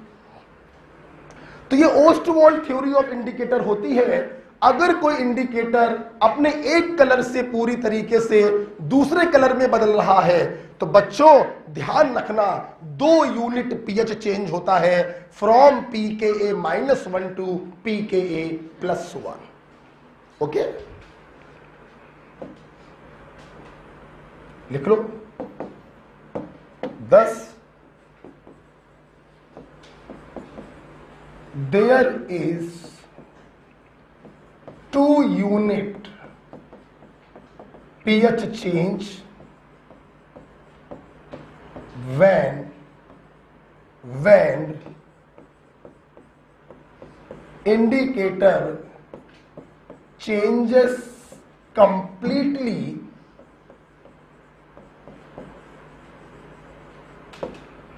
from one color to other color। और कहां से कहां चेंज होता है मैंने ऊपर लिखवा ही दिया, PKA-1 से PKA+। ओके बेटा, चलिए। तो इस प्रकार से हमारे छात्रों ने ओस्टवॉल्ड थ्योरी को भी पढ़ा। कुछ नया लगा इसमें? नहीं, सब कुछ हमने बफर से जोड़ के पढ़ा दिया।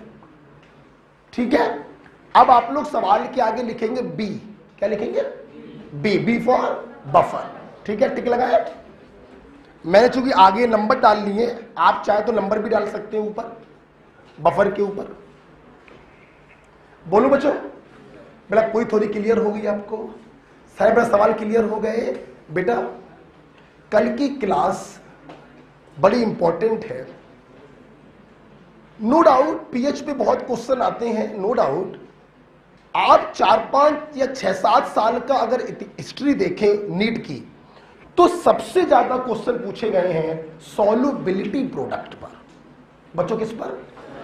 तो बेटा कल बहुत महत्वपूर्ण क्लास है, ये काम तो करना, और साथ में जो मैंने आज एक नया काम आपको बताया छुपा के करने वाला, जरूर करना बेटा। कल और परसों इसकी आखिरी क्लास है, फिर कभी मत पढ़ना आईने की इक्विलिब्रिया। जाकर तुम पेपर देने जाना, मेरा आपसे प्रॉमिस है जरूरत नहीं पड़ेगी आपको पढ़ने की। कल ये काम करके आना। ओके, तो क्वेश्चन टिक लगा लीजिए, बी लिख लीजिए।